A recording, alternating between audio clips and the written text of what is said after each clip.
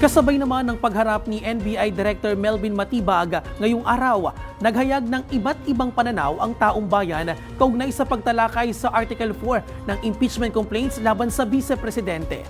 Kumuha tayo ng update mula sa ating kasamang si Julian Bunag live mula sa Senado. Julian.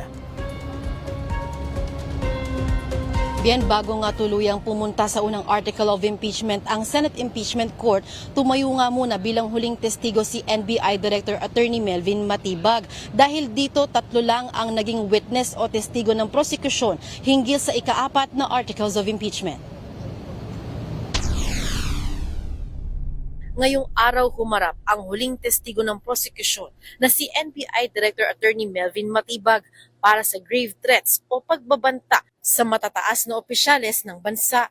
Ito ay kasunod ng pag-withdraw o pagbawi ng prosekusyon sa ilan pa na dapat nilang maging testigo. Bago pumasok ang ikalawang linggo ng trial, iginiit nila na sapat na ang kanilang mga naging testigo para patunayan ng aligasyon. Pero para naman sa mga pangkaraniwang Pilipino, para sa akin, ay okay na yung 3 kasi yung isa nagkakaigi, nagiging okay. Ano pa yung naging more than 1 pa? Umabot pa sa 3. Kaya kung kahit damihan, kung useless din naman, wala rin mangyayari.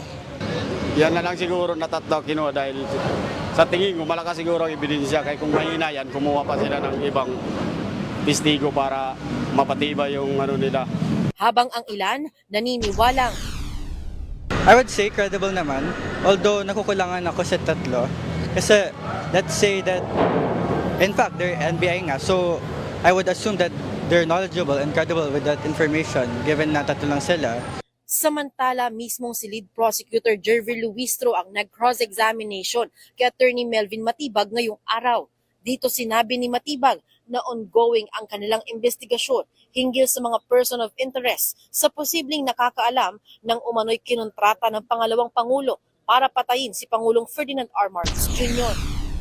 Ang ibig sabihin po nito, itong mga taong ito ay maaaring magbigay linaw o makapagturo sa identity ng taong kinausap o sa pangyayari ng pag-uusap o yun nga po, maaaring sila mismo ang nandoon or sila mismo ang kinausap. Kaya po ito tinatawag na persons of interest. Ipinaliwanag naman ni Attorney Matibag ang dahilan kung bakit hindi nila maaaring isa publiko ang pagkakakilanlan ng mga ito. Respectfully, Mr. Presiding Officer, kinalulungkot ko po pero sa akin pong katatayuan bilang NBI Director, hindi ko po maaaring isiwalat ang pagkakakilanlan o pagkatao ng ating mga persons of interest na ito sapagkat gaya ng aking sinabi, this is a continuing and an open investigation po. Tayo po ay nasa law enforcement.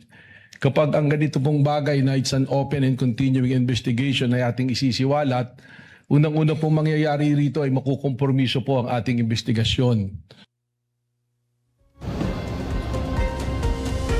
Matapos bien ang direct examination kay Attorney Melvin Matibag, sumabak naman ito sa cross-examination at sa kasalukuyan ay nasa interpellation na ng mga senator judge. So inaabangan natin sa kasalukuyan kung tuluyan bang susundin itong naunang lineup na inilabas ng prosekusyon na tatayong testigo para sa linggong ito o magpapatuloy pa rin hanggang sa araw ng bukas si Attorney Melvin Matibag bilang testigo.